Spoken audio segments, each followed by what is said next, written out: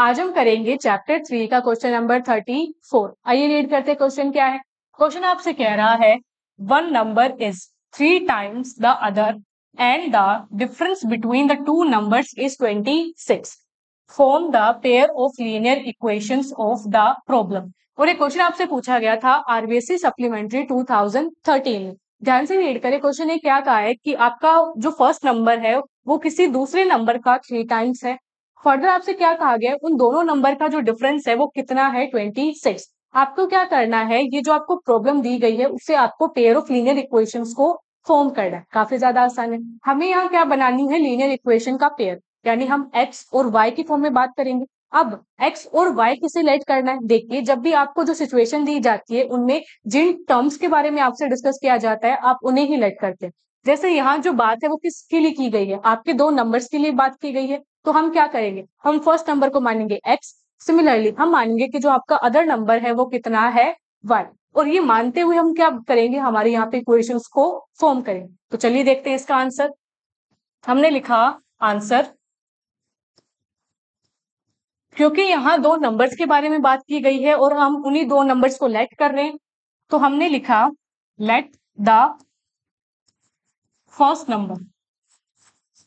हमने माना कि जो आपका फर्स्ट नंबर है वो क्या है, आपका x। फर्स्ट नंबर को आपने क्या माना, x। सिमिलरली जो आपका अदर नंबर है आप उसे क्या लेट करेंगे, y। तो हमने आगे क्या लिखा, and let the other number. और जो आपका अदर नंबर है, क्या जो आपका अदर नंबर है आपने उसे क्या लेट किया, y। फर्स्ट नंबर को आपने लेट किया x, अदर नंबर को आपने क्या लेट किया, y। अब बस आपने लेट किया है, क्वेश्चन ने आपको डेटा दिया है। अब हम क्वेश्चन के हिसाब से यहाँ क्या बनाएंगे, आपकी इक्वेशन। कैसे, देखिए आपसे कहा गया है क्वेश्चन में one number is 3 times the other. क्या कहा गया है, one number is 3 times the other.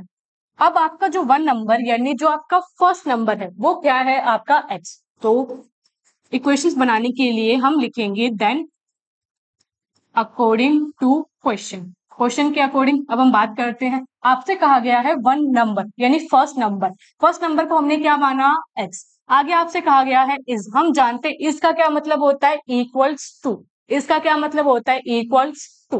तो इसकी जगह आपने रखा equals to 3 times. 3 times, times का मतलब होता है मल्टीप्लाई, यानी 3 इंटू द अदर नंबर।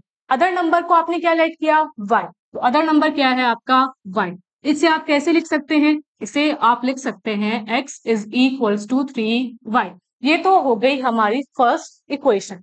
आगे सेकंड इक्वेशन बनाने के लिए हम क्या करेंगे, आगे क्वेश्चन को रीड करें तो क्वेश्चन ने क्या कहा है, the difference between the two numbers is 26। आपसे क्या कहा गया है कि उन दोनों नंबर्स का जो डिफरेंस है वो आपको कितना दिया गया है, 26। वो दोनों नंबर क्या है, आपने माना फर्स्ट नंबर x है, सेकंड नंबर आपका क्या है, y। तो आपकी जो सेकंड इक्वेशन है वो क्या बनेगी, वो बनेगी दोनों नंबर का डिफरेंस। डिफरेंस का क्या मतलब होता है, डिफरेंस का मतलब होता है माइनस, यानी दोनों के बीच में क्या लगेगा, माइनस। क्यों, क्योंकि क्वेश्चन ने कहा था इन दोनों नंबर का जो डिफरेंस, यानी दोनों नंबर को जब आप माइनस करेंगे तो आपका आंसर क्या आएगा, 26।